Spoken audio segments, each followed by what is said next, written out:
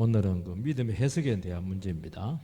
사실보다 현실보다 더 중요한 것은 이 현실과 사실을 어떻게 해석하느냐, 바라보느냐 하는 문제입니다. 우리 현실 파악은 참 중요합니다. 지금 뭐 정보들이 넘쳐나잖아요. 그러나 이것을 가지고 판단하고 결정을 내리는 것은 또 다른 문제입니다. 똑같은 현실과 사실을 가지고 정반대의 결정을 내리는 것을 많이 볼 수가 있어요. 왜 그러냐 하니까 판단 기준, 결정 기준이 다르기 때문입니다. 어떤 기준이 달라지게 되면은 그 정보라든지 우리 주어진 현실을 바라볼 때 있어서 그 정보의 우선순위가 달라져요. 왜냐하면 더 중요하게 생각하는 것, 덜 중요하게 생각하는 것, 이런 것들이 달라지기 때문에 이런 현상이 나타나는 겁니다. 그러니까 이 사회가 이렇게 막 혼란스러운 것은 다 생각하는 기준들이 있는데 그 기준들이 다 다른 겁니다. 우리의 기준은 하나님의 기준, 말씀의 기준, 믿음의 기준이죠. 이것만이 흔들리지 않는 우리 인생의 버팀목이 될 수가 있고 실패하지 않는다 하는 것을 오늘 말씀에서 보여주고 있습니다.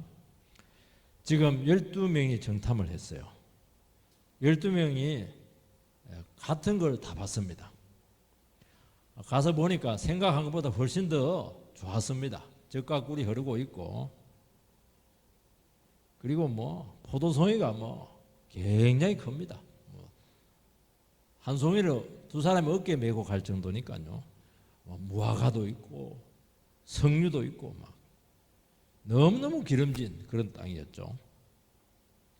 근데 그거는 이제 현실입니다. 정보죠. 정보가 확보가 된 겁니다. 근데 보고를 할 때 10명하고 2명이 완전히 반대의 보고를 했습니다.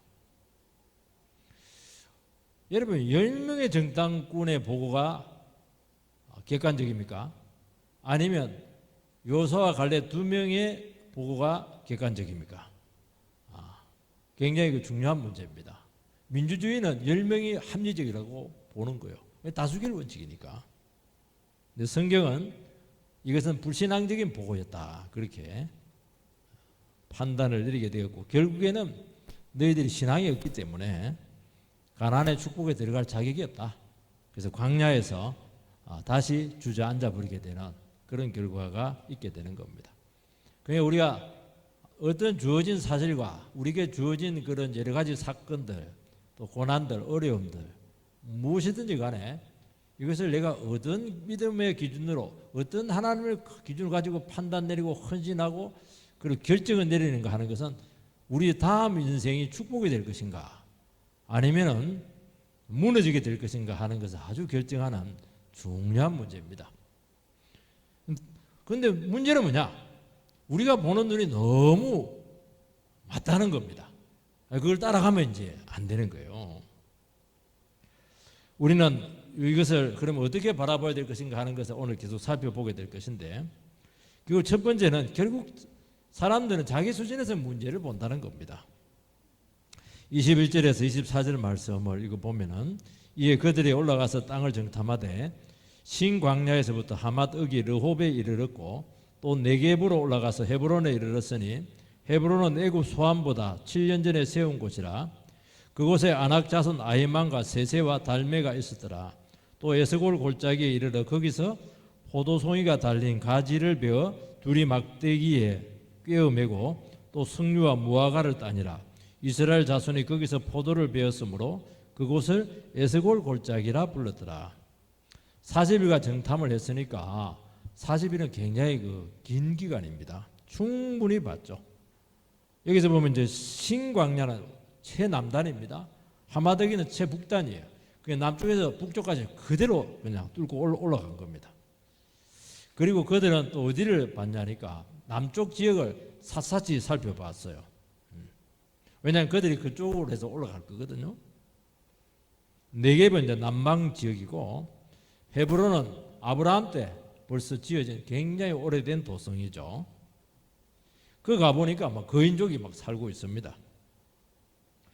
그러니까 그들이 정탐을 하고 막상 가서 보니까 모든 것이 하나님 말씀한 그 사실 그대로였다는 겁니다. 이 젖과 꿀이 흐른다. 이 본문을 가지고 참 해석이 좀 분분합니다. 뭐 젖이라고 하는 것은 어렵게 생각할 필요가 없습니다. 목축업이 아주 성행했다는 거예요. 동산에 막 그냥 젖이 막 흘러내린다는 겁니다. 그러면 꿀이 뭐냐? 양봉을 많이 했다 그런 뜻이 아니고요. 여러분 과일이 너무 맛있으면 꿀자를 붙입니다. 꿀사과, 꿀포도 그렇게 하는 거예요. 그러니까 과일이 너무 달고 당도가 높고 맛있다는 겁니다. 손에 쩍쩍 붙어요. 얼마나 꿀 같은지. 그 당시에는 막 꿀 대추가 굉장했던가 봐 이게. 포도도 있고 석류도 있고 무화과도 있고. 이 무화과 보면 완전히 꿀 덩어리잖아요. 저는 무화과 처음 봐도 이거 꿀단지인 줄 알았어요 이거. 그러니까 일조량이 굉장히 많고 또 비가 많이 오면 이런 게 나타나지 않아요. 비는 안 오고 지하수에 물이 흘러야 되는 거예요. 그런 땅이었다는 겁니다. 얼마나 포도송이가 큰지 두 사람이 어깨에 맬 정도니까 이게 뭐 10kg 이상은 넘는다고 봐야 되는 거예요 이게. 이제 에스골 골짜기다. 이것은 막 송이 골짜기라는 거예요. 그러니까 막 거기에 포도송이가 굉장한 겁니다. 그 키운 거는 얼마나 크겠어요. 그러니까 너무 비옥하니까 이 비옥한 땅은 거인족들이 살고 있었다는 것입니다. 12명이 똑같은 것을 보았습니다. 그들은 봐야 될 것을 봤고 그리고 지시한 것을 다 봤어요. 성읍이 어떤지 땅이 어떤지 모든 것을 다 봤습니다. 이런 것들은 이제 결정을 내리고 판단을 내리는 데 있어서 아주 중요한 변수죠. 26절에서 27절 말씀을 읽어보겠습니다. 바란 광야 가데스에 이르러 모세와 아론과 이스라엘 자손의 회중에 나와 그들에게 보고하고 그 땅의 과일을 보았고 모세에게 말하 이르되 당신이 우리를 보낸 땅에 간지요 과연 그 땅에 젖과 꿀이 흐르는데 이것은 그 땅의 과일이니이다. 보고를 합니다. 이 보고를 하는 데 있어서 아주 특이한 표현이 하나가 나오는데 27절에 보면 뭐라고 되어 있냐니까 당신이 우리를 보낸 땅에 간지요 이렇게 되어 있습니다. 12명의 정탐꾼이 모세가 보내서 갔다는 겁니다. 맞기도 하고 틀리기도 하고. 여러분 사람들이 쓱 지나가면서 하는 말에 보면 뼈가 있어요. 의중이 들어있어 그냥 하는 말이 아닙니다. 가나안 땅은 모세도 보냈지만 하나님께서 허락을 했고 하나님께서 보낸 것입니다. 아니면 그들 자신들이 가나안에 들어가기 전에 그곳을 한번 정탐하고 싶은 마음이 있었다는 거예요. 그런데 이들은 뭐라고 했냐니까 모세한테 당신이 보내서 우리가 갔다는 겁니다. 우리가 예를 들어서 이제 주일날 교회를 한다고 생각을 해보시기 바랍니다. 막 그냥 남편들 같은 경우 아내가 막 나가라고 자식들 같은 경우 엄마가 막 나가라고 해서 나오는 경우가 있습니다. 또 아니면 정말 하나님께 감동이 되어서 정말 예배를 드려야 되겠다. 성령의 감동에 의해서 이끌림에 의해서 올 수가 있어요. 아니면 자기가 올 수가 있는 거예요. 내가 원해서 올 수가 있는 겁니다. 오는 것은 다양한 이유를 가지고 교회를 왔다고 할 수가 있는 거예요. 그런데 마음이 불편하고 내키지가 않고 그렇게 하면은 뭐라고 얘기하냐니까 당신이 보내서 교회 왔다는 거예요. 그게 책임을 상대방에게 뒤집어 씌우는 겁니다. 참 우리는 경험이 굉장히 많아요. 모세 당신이 보내서 갔는데 상황이 이렇다고 말은 또 맞는 것 같아요. 그런데 마음속에는 뭔가 뼈가 있다는 것을 알 수가 있어요. 만약에 잘못되면 이 모든 책임은 당신이라는 거예요. 당신이 시작을 했고 당신 말 때문에 해서 갔고 가서 보니까 사실 맞더라.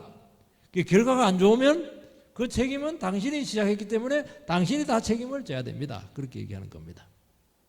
굉장히 무책임하죠. 이것을 불신앙이라고 그렇게 하는 겁니다. 당신이 시켜서 했습니다. 되게 이제 마지못해서 하는 사람들이 늘 하는 말이 그렇게 하는 겁니다. 안 하면 안 되고 눈치는 비이고 말투나 어감이 좋지가 않아요.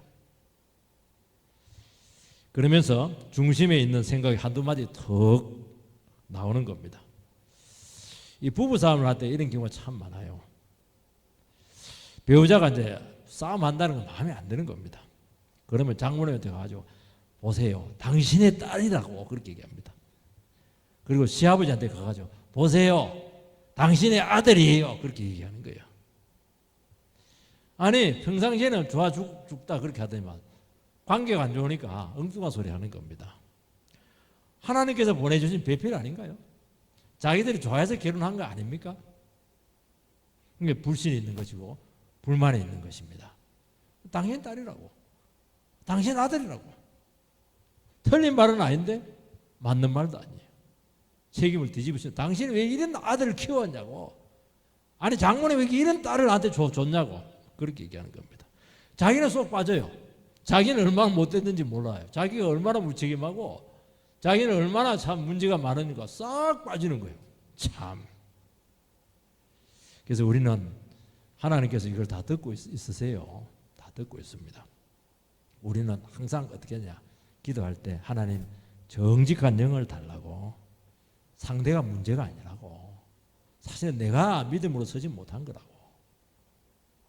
아니 정말 믿음으로 섰으면 정탐으로 갈 필요가 뭐가 있어요. 하나님 약속 믿고 그대로 가나안 땅에 들어가면 되죠. 우리 그들이 믿음이 없기 때문에 어떻게 하든 믿음을 북돋아주기 위해서 기회를 준 건데 40일 동안 발이 아프더라. 막 그냥 그들은 너무 세더라. 그렇게 하면 이게 어떻게 하든지 불만인 거예요. 이게 문제라는 거예요. 그냥 마음의 자세가 그렇게 중요한 거예요. 결국에는 사람들은 막 이렇든지 간에 자기 수준에서 표현할 수밖에 없고 자기 수준에서 문제를 볼 수밖에 없고, 근데 문제는 자기가 쑥 빠지고 책임을 다른 데로 지운다는 겁니다. 이게 병입니다. 이걸 반드시 고치시기를 바랍니다. 신앙으로 딱 서시고 꼭 성령 충만하시기를 바랍니다. 두 번째 중요한 것은 현실을 말씀으로 해석하는 것이 이게 신앙이라는 것입니다. 28절에서 30절 말씀을 보면 그러나 그 땅 거주민은 강하고 성읍은 견고하고 심히 클 뿐 아니라 거기서 아낙 자손을 보았으며 아말렉인은 남방 땅에 거주하고 헤딘과 여부스인과 아모리인은 산지에 거주하고 가나안인을 해변과 요단가에 거주하더이다. 갈렙이 모세 앞에서 백성을 조용하게 하고 이르되 우리가 곧 올라가서 그 땅을 취하자 능히 이기리라 하니. 이 12명의 보고는 정확했고 사실에 근거했습니다. 근데 문제는 뭐냐니까 현실과 사실과 정보는 똑같이 취합을 했는데 이 해석이 이제 달랐다는 겁니다. 그 10명의 정탐꾼은 불신앙적인 보고를 했고 요사와 갈렙 2명은 신앙적인 보고를 했습니다. 그런데 보고가 완전히 달라요. 우리 임진왜란 때 그 징비록이 나오잖아요. 두 사람을 보냈는데 한 사람은 토요토미 히데요시가 완전히 그 쥐새끼처럼 생겨가지고 그 전쟁할 놈이 못 된다. 또 한 사람은 아니다. 그 사람은 반드시 침략한다. 두 사람 다 맞아요. 결국 침략을 했죠. 또 그렇게 말한 이유도 있어요. 저 사람 침략 못한다는 것은 지금 이 상태에서 전쟁 준비해봐야 안 된다는 거예요. 그래서 전쟁 준비를 10만 양면서 전쟁 준비를 해야 된다는, 또 지금이라도 전쟁을 준비를 해야 된다는 거예요. 똑같이 토요토미 히데요시를 보고 왔는데 일본 가서 보고는 완전히 반대했어요. 이 관점의 문제라는 거예요. 이게. 결국에는 뭐냐? 이 차이가 어디서 나오느냐? 현실이 아니라는 거예요. 믿음의 문제라는 겁니다. 우리는 사실을 봐야 되고 현실을 정확하게 직시를 해야 됩니다. 그런데 거기서 끝나면 안 되고 거기서 한 걸음 더 나가야 돼요. 하나님께 주신 약속을 가지고 이 현실을 소망으로 해석을 해서 소망으로 반드시 이끌어 가야 된다는 것입니다. 그건 멈추면 안 돼요. 그거는 시작입니다. 현실은 시작이에요. 그것도 시작을 하라는 거예요. 젖과 꿀이 흐르고 있고 과일은 너무 달더라. 여기까지는 굉장히 좋았어요. 똑같았어요. 두 파다. 28절에 뭐가 나왔냐니까 그러나, 이 그러나가 문제가 있어요. 그러나 가나안인은 성이 굉장히 강하고 성읍은 아주 견고하고 심히 그들은 크더라. 그래서 좋은 땅은 그들이 다 차지하고 있다. 이건 정확한 사실 파악입니다. 확인됐어요. 사진 요즘 스마트폰으로 다 찍어 왔을 겁니다. 여러분, 비옥한 것은 가장 좋은 족속들이 다 차지를 합니다. 좁은 땅이지만은 거기서는 워낙 비옥하기 때문에 많은 족속들이 거기서 각축장이 되고 있다는 것을 그들이 이야기하고 있는 거예요. 그런데 하나님께서는 이 사실을 다 알고 계시다는 겁니다. 그걸 알고 그들에게 가보라는 거예요. 이것은 뭐냐니까 현실과 사실에 대한 인식은 정확했다는 거예요. 근데 문제는 뭐냐니까 이 현실을 가지고 그것에 근거를 해서 믿음을 써야 된다는 거예요. 믿음을 안 쓴 거예요. 여기서 결과가 달라지는 것입니다. 여러분, 신앙이라고 하는 것은 뭐냐? 현실을 일단은 인정을 하고 직시를 해야 되는 겁니다. 그게 아니면 신앙 자체가 되질 않아요. 그리고 그것을 그대로 두면 안 되고 그것을 가지고 재해석을 하라는 것입니다. 현실을 인정합니다. 현실을 인정 안 하면 안 돼요. 나는 키가 작다. 나는 가난하다. 나는 어렵다. 나는 밑에 딸린 동생들이 많다. 그걸 인정을 해야 돼요. 그러면 이제 그 인정을 하면 뭐가 나오냐니까 그 다음 수순이 나오는 거예요. 인정을 하는 것은 그게 멈추라는 게 아닙니다. 그러면 어떻게 해야 되는가? 이 질문이 바로 나오는 거예요. 이 지점에서 믿음을 쓰고 말씀을 끌고 오라는 거예요. 그 말씀에 입각해서 결단을 내리는 자리까지 가라는 겁니다. 그 대책을 내리고 결정을 내리라는 거예요. 이게 여러분 현실이 현실입니까? 믿음으로 해석해서 결단을 내리는 것이 현실입니까? 둘 다 현실이에요. 믿음을 안 쓴 사람은 그 현실이 현실이 될 겁니다. 믿음을 써서 재해석을 해서 결정을 내리는 사람들은 그 믿음의 결정을 내린 그것이 현실이 될 겁니다. 얼마나 차이가 커요. 하나님께서는 그 믿음의 결단에 대해서 반드시 상황을 바꾸기도 하고 확신을 주기도 하고 일하시는 거예요.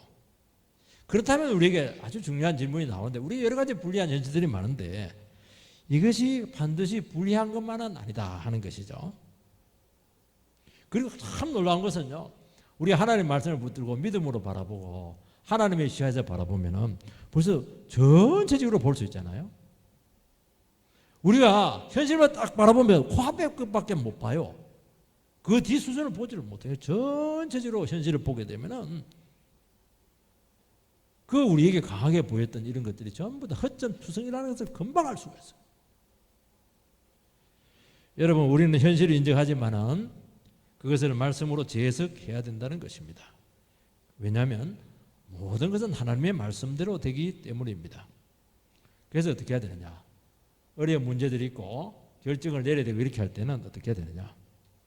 자기 기준이나 판단이나 자기 상태 이 부분을 가지고 계속 하나님께 나가야 돼요. 왜냐하면 그걸 털어내야 돼요. 왜냐하면 이것을 붙잡고 있으면 계속 헷갈립니다. 중심을 못 잡아요. 결국에는 넘어집니다. 그래서 어떻게 해야 되느냐? 나의 이 중심의 문제를 말씀 갖고 계속 다루어야 돼요. 그래서 하나님 말씀에 의해서 나가 탁 붙들려야 돼요.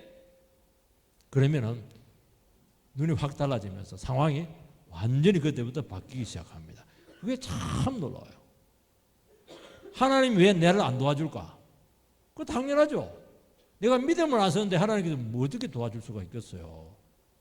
내 이 문제를 가지고 하나님께 맡기고 믿음으로 결정을 내리고 말씀으로 해석을 하고 그리고 내 자신을 말씀에 집어 던지고 이렇게 하는 겁니다.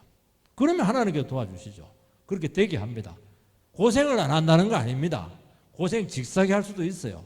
그렇지만은 성리의 고생이니까 고난의 영광이니까 얼마든지 감당할 수가 있죠. 가나안 족속은 굉장히 강해요. 그들은 키가 3m예요. 하나님의 입장에서 보니까 이 키는 멀대처럼 크지만 이것들은 너무 죄인들이라 심판 대상이에요. 하나님 심판받을 죄인이에요. 벌써 다 시각이 달라지잖아요. 그래 우리는 눈에 보이는 것만 고려를 했지 영적인 상태에 대해서 전혀 고려를 안 한 거예요. 영적인 상태를 딱 고려를 하면은 믿음이 딱 생깁니다. 기도가 딱 나와요. 참 신기합니다. 이 영성이거든요, 이게요. 영적인 상태로 문제를 딱 보기 시작하면, 왜냐하면 기도를 안 하고 말씀을 안 보면, 믿음을 안 쓰면 절대로 안 보여요. 왜냐하면 안 보이는 문제거든요. 그러면 완전히 상황이 뒤집어지는 거예요. 여러분, 현실적으로 가나안 족속들이 굉장히 강합니다. 근데 강한 사람들은 특징이 하나가 있어요. 단결이 안 돼요. 왜냐하면 자기가 잘났기 때문에. 잘난 사람들은 하나가 안 돼요. 전부 다 분사되어 있습니다. 여러분, 여호수아와 갈렙 장군이 가나안을 무찌렀을 때 가나안 족속들이 전부 다 단결했으면 못 이깁니다. 그런데 절대 단결, 여리고 아이성 하나씩 격파하니까 되는 것이지 단결 안 해요. 자기들만 살라고 안 되는 거예요. 전부 다 왜 그러냐 하니까 분산되어 있고 이해관계로 뭉쳐져 있기 때문에 그렇다는 겁니다. 그리고 사람이 너무 크면 싱겁다고 그렇게 하는데 머리가 굉장히 나쁠 수가 있습니다. 그러니까 우리가 현실의 문제를 가지고 하나님의 말씀을 가지고 믿음을 가지고 해석을 하고 고민을 하고 기도하고 이렇게 하면 하나님께서 이런 것들을 가르쳐 주는 거예요. 이게 지혜입니다. 너희들이 고난을 당했느냐? 하늘에 계신 아버지께 지혜를 구하라. 넘치게 부어줄 것이다. 이거는 하나님께서 보여주는 겁니다. 이 지혜를 가지고 이기거든. 지혜로 싸우잖아요. 우리는 힘으로 싸우는 게 아니고. 그런데 우리는 이 하나님의 약속의 말씀을 놓치는 바람에 이미 마음이 무너졌어요. 그 하나님께서 그거는 믿음을 써서 지혜를 보여야 되는데 하나님 그렇게 하지 않고 결과만 딱 보여줘. 이 가나안 족속들은 너희들이 믿음으로 가기만 하면 무조건 이긴다. 그거 믿고 가면 돼요. 그럼 하나님께 지혜를 줘요. 근데 문제는 약속의 말씀을 놓쳐버리니까 그대로 무너지는 거예요. 여기 30절에 보면은요, 그 여호수아와 갈렙은 달랐습니다. 뭐라고 되어 있습니까? 갈렙이 모세 앞에서 백성을 조용히 하게 하고 이르되 우리가 곧 올라가서 그 땅을 취하자. 능히 이기리라. 나오잖아요. 올라가자. 취하자. 능히 이긴다. 완전히 따랐잖아요. 안 된다. 불가능하다. 그게 안 되는 거예요. 그들은 우리의 밥이다. 이긴 싸움이다. 그렇게 나가니까 벌써 접근법이 다르잖아요. 벌써 똑같은 현실인데도 불구하고. 그래서 여러분 현실을 가지고 반드시 말씀을 하고 해석을 해내야 된다는 거예요. 적용을 해내야 된다는 거예요. 세 번째는 어떻게 해야 되냐니까 우리의 믿음이 시야를 결정을 한다는 거예요. 여러분 똑같은 현실이라도 시야에 따라서 보는 것이 달라집니다. 우리가 신앙을 가지고 문제를 보게 되면은 문제는 작아지게 되고 하나님을 보게 됩니다. 근데 문제만 딱 보고 불신앙계로 하나님을 놓쳐버리게 되면 어떻게 되냐니까 문제만 보는 거예요. 문제만 보니까 문제가 계속 생기는 것이고 안 되는 거예요. 안 되는 거예요. 안 되는 것만 보이는 겁니다. 믿음을 가지고 보면 힘들지만은 하나님이 보이면서 하나님이 가르쳐줘요. 된다. 되는 쪽으로 보이는 거예요. 시야가 그렇게 무서운 겁니다. 믿음은 된다는 것이거든요. 불신앙은 안 된다 이렇게 되는 것이거든요. 상황은 똑같아요. 그렇게 달라지는 거예요. 결과가. 아까도 얘기했잖아요. 갈렙은 올라가자. 취하자. 능히 이긴다. 전부 다 된다주의자예요. 왜 그러냐니까 갈렙은 성읍을 바라본 것도 아니고 아낙 족속을 본 것도 아니고 하나님을 계속 보고 이야기하는 거예요. 지금 10명의 정탐꾼은 그 주민들은 너무너무 강해요. 성읍은 막 견고해요. 그리고 막 모든 것도 너무너무 커요. 쉽게 말해서 뭡니까? 안 된다. 가지 말자. 우리는 패배했다. 그 말 아니겠어요 이게? 우리들을 보니까 아낙 족속들 앞에서 메뚜기다. 그러니까 여러분 이 판단도 틀렸어요. 여러분들요. 그러니까 이 판단을 내린 것이거든요. 강하다, 견고하다. 이건 이미 자기들이 판단을 내렸다는 거예요. 난공불락의 성이다. 이 판단을 내린 거예요. 그 누구 마음대로 난공불락의 성이냐는 거예요. 그런 게 정복할 수 없다. 못 간다. 그래서 우리가 왜 그러냐니까 이 사람들은 세상적인 기준을 가지고 판단 근거를 삼았기 때문이에요. 강하다는 것은 세상적으로 봐서 강하다는 거 아니겠어요? 굉장히 크다고 하는 것은 기준이 세상적인 기준이잖아요. 키가 뭐 2m 30이다. 세상적인 기준이잖아요. 여러분, 세상적인 기준을 삼게 되면 그게 전부 다 문제가 됩니다. 사람들도요, 세상적인 기준으로 기준을 안 삼으면 그 문제가 안 돼요. 또 키가 작을 수 있어요. 그렇죠? 나는 키가 문제가 안 돼요. 그럼 그 키가 문제가 안 되는 거예요. 근데 나는 키가 작지만 그 키가 문제가 되면 그게 계속 문제가 돼요. 인생 가운데서. 문제인 거예요, 이게. 모든 인생을 내가 키가 작기 때문에 내가 그냥 이렇게 됐다, 이렇게 나가는 거예요. 그러니까 실패하는 거예요. 작을 수도 있고 클 수도 있죠, 뭐. 근데 그게 기준이 안 되면은 나는 하나님의 자녀다. 나는 작아도 내 속에 크신 하나님이 있다. 나는 굉장히 큰 사람이다. 그러면 기준이 하나님이잖아요. 그러면 하나님의 기준이니까 내가 그렇게 되는 거예요. 그렇게 무서운 거예요, 이게. 인생의 성패가 달린 거잖아요. 여러분, 세상적인 관점이 맞는 것 같아도 안 맞아요. 객관성을 잃어버립니다. 왜냐하면 세상은 변하거든요. 하나님을 봐야 돼요. 그럼 전체를 보게 되고 주님이 보이게 되고 주님은 소망을, 기대를 주잖아요. 여러분, 현실을 직시하고 이성적인 판단과 또 냉철해야 되는 것은 맞아요. 그 여러 가지 봐야 돼요. 그러나 안 되는 것, 문제만 보인다면 여러분은 이미 무너진 것입니다. 하나님이 보여야 돼요. 믿음으로 그러니까 다시 한 번 더 보라는 거예요. 하나님을 놓치면은 모든 것이 문제가 돼요. 그러나 하나님 붙잡으면 하나도 문제가 안 될 수가 있어요. 조금 문제가 될 수 있을지 모르지만 그것도 계속 믿음 키우면 또 아무것도 문제될 것이 하나도 없는 거예요. 왜냐하면 하나님보다 큰 분이 계시나요? 없잖아요. 이걸로 싸우는 겁니다. 하나님 백성들이 무슨 뭘 갖고 싸워요? 뭐 힘이 있어요, 빽이 있어요, 돈이 있어요, 세력이 있어요. 아무것도 없잖아요. 혼자 힘으로 거대한 세력으로 싸우는. 왜 싸웁니까? 하나님 믿고 하는 거죠. 미친 척하고. 그러니까 하나님께서 되는 겁니다. 계산하고 그게 되겠어요? 절대로 안 되는 거예요. 여러분, 현실과 문제는 변수지만은 하나님은 절대 상수입니다. 그래서 우리는 어떻게 해야 되냐? 내 것 다 내려놓고 내 힘 빼고 하나님 맡기면 돼요. 그러면 하나님께서 일하십니다. 그래서 힘을 빼라는 거예요. 나는 잠잠히 하나님만 바라보면 시편에 늘 그렇게 얘기하잖아요. 그게 뭐 하나님 바라본다는 게 뭐 이제 할 수 있는 게 아무것도 없다는 거예요. 힘 빼고 착 보고 기도하고 있으니까 일하고 있잖아요. 결국엔 나중에 찬송으로 끝나잖아요. 여러분, 믿음이 있으면 하나님의 크기가 보이고 믿음이 없으면 문제의 크기가 보입니다. 믿음으로 보면 되는 이유부터 찾아요. 그런데 믿음이 없으면 안 되는 이유가 계속 보이고 생각이 나요. 하나님을 못 지면 자기가 하고 자기가 책임을 져야 되기 때문에 어떻게 책임을 해요? 자꾸 약한 소리를 하는 거예요. 망할 소리만 하는 겁니다. 하나님께서 함께하면 나는 없어지고 하나님만 남아요. 그래서 바울 사도가 그랬잖아요. 나는 연약한 데서 강합니다. 내가 힘이 쭉 빠지니까 하나님께서 나를 강건하게 하시더라는 거예요. 여러분, 믿음이 없으면 인간적인 생각이 자꾸 나요. 생각이 굉장히 복잡해져요. 왜 그래요? 왜 생각이 이렇게 많아요? 하나님을 놓쳤으니까 내 머리로 다 풀어야 되니까. 그 머리로 해봐야 마이크가 뭐 1000이나 됩니까? 해봐야 150도 안 되는 사람들인데, 2자릿수 3자리인데. 그러니까 뭐 머리 터지는 거예요. 그 문제가 해결되겠어요? 안 되는 겁니다. 여러분, 사람의 말을 들으면, 세상의 말을 들으면 전부 다 옳아요. 틀린 말 하나도 없습니다. 왜냐하면 그 사람의 입장이 되면 전부 다 이해가 되는 말이에요. 100명 말을 들으면 전부 다 맞아요. 100사람 말 다 틀리는데 전부 다 그 사람 입장에서 다 맞는 말이에요.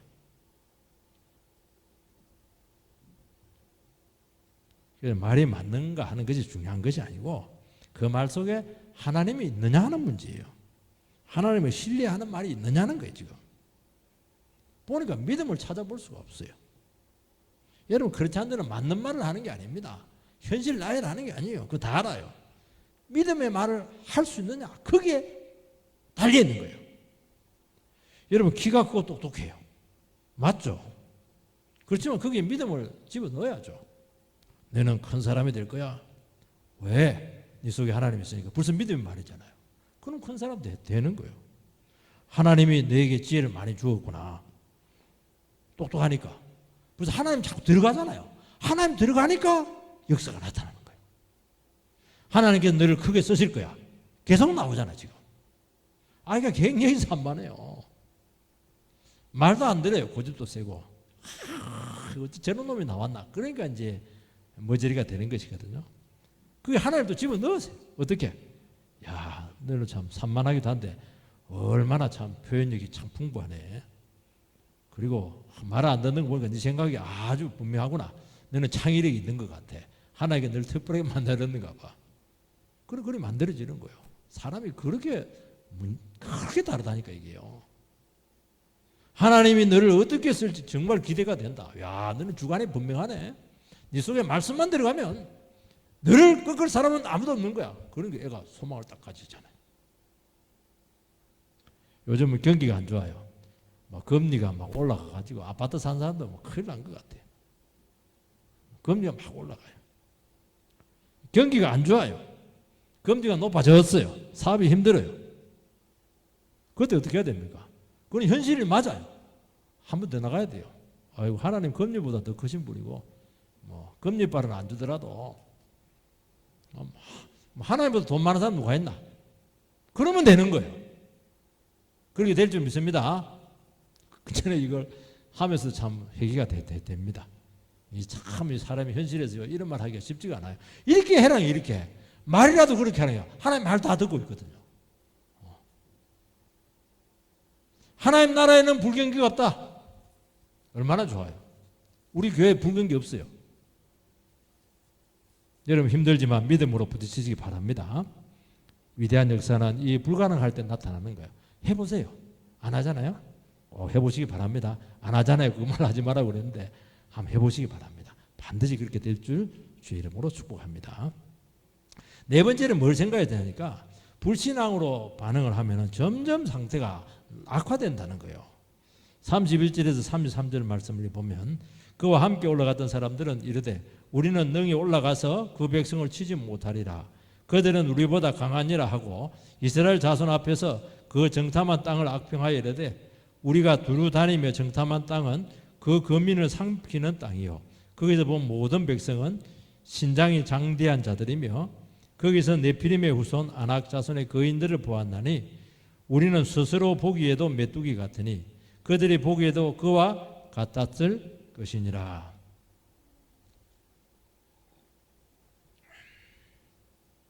열 명의 정탐꾼의 보고를 하는 바람에 백성들이 막 흔들렸어요. 그리고 막 웅성웅성하고 그렇게 합니다. 갈렙이 큰일 났거든요. 그래서 어떻게 했냐니까 진정을 시키고 올라가자. 된다. 능히 이긴다. 그렇게 수습을 하려 했죠. 그래 하니까 가만히 있으면 되는데 또 10명의 정탐꾼이 막 질세라 어떻게 하냐니까 공개적으로 안 된다. 진격하면 안 된다. 망한다. 그렇게 하는 겁니다. 그러니까 이게 불신앙이 이긴 거예요. 일단 숫자적으로 10명이에요. 다수결 원칙에 의해서 이게 벌써 이게 사람들은 그렇거든요.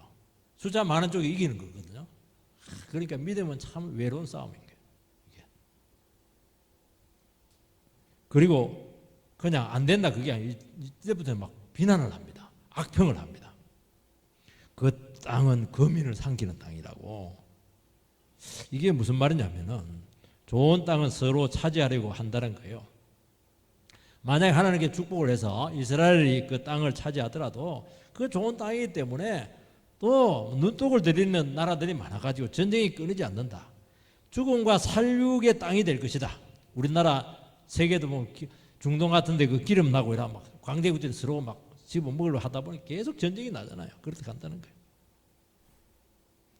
그 굉장히 근거 있는 말이에요. 그게 이제 근데 그 악평이라는 거예요. 그거는 하나님이 그렇게 말씀 안 했거든. 너희들에게 주었다는 거예요. 좋은 땅이라는 거예요. 내가 심었다는 거예요. 하나님의 말씀을 싹 왜곡을 시키는 거예요. 이게 불신앙인 거예요. 그게 악평을 하는 겁니다. 악평을 하는 거예요. 상태가 굉장히 그 정보를 가지고 나는 안 된다. 그거는 이제 불신앙이에요. 근데 이걸 하나님의 말씀을 왜곡을 딱 시켜버리는 거예요. 이거는 악한 겁니다. 악평이에요. 하나님께서 약속한 땅은 좋은 땅이죠.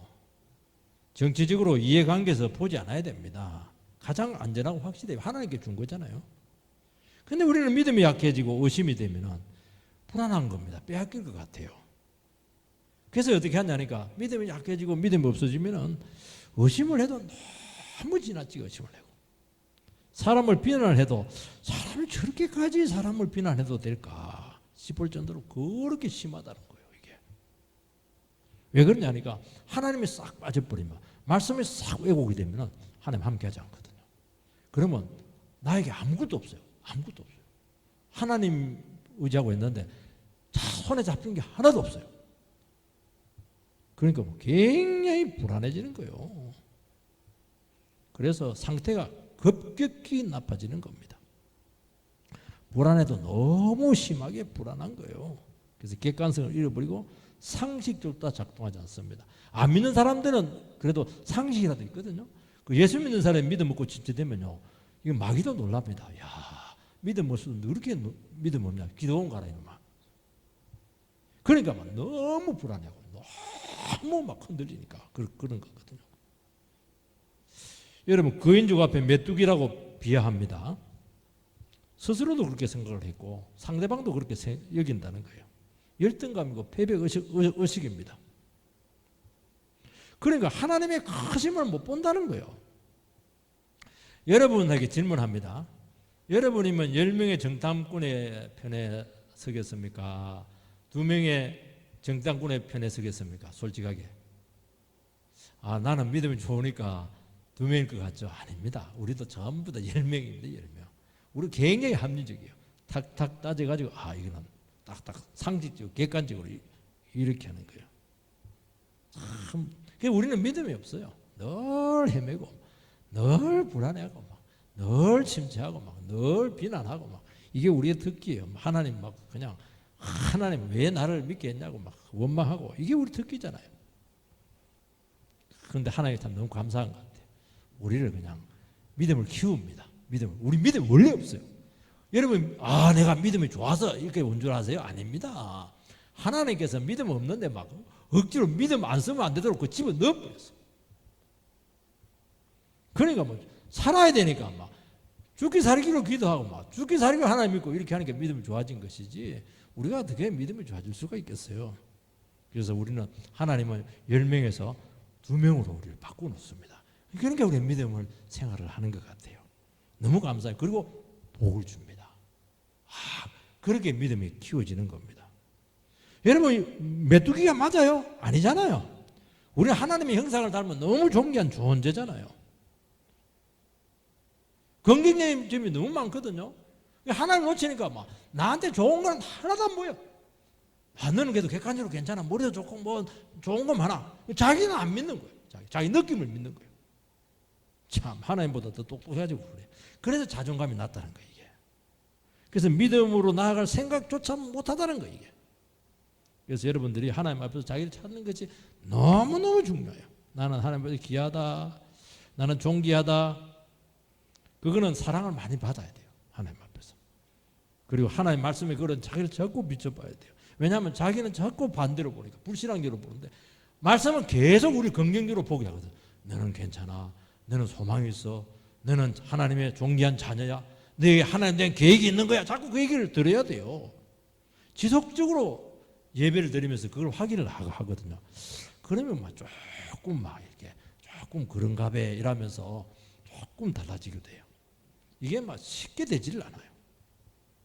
그리고 그렇게 하면 한 번씩 믿음으로 이렇게 삽니다. 그럼 함께 하세요. 해보니까 좋거든요. 행복한 거예요. 그대로 되거든요. 참 이게 이러면서 우리가 하나님 앞에서 세워지는 겁니다. 그래서 내 자신에 대한 자신감을 찾는 거예요. 이게 안 되면은요, 자상이 나빠져가지고 사람들의 말에 휘청휘청합니다. 너무 주눅이 빨리 들고 반응이 정상적이지가 않아요. 한결같지가 않아요. 안정성이 없는 거예요. 여러분, 우리 솔직하게 생각하십시다. 우리가 여기까지 인도된 것만 해도 얼마나 하나님께서 나를 사랑하시고 존귀하게 여겼다는 증거가 되지 않겠습니까? 그런데 이 자상이 안 좋으면은 하나님이 이렇게 축복을 하고 은혜를 주어도 누리지를 못하고 스스로 비참한 상태로 자기를 몰고 가서 결국 나는 이 세상에서 제일 불쌍해. 나는 제일 비참한 사람이야. 스스로 속단을 해버리는 거예요. 아, 참 우리도 대단합니다.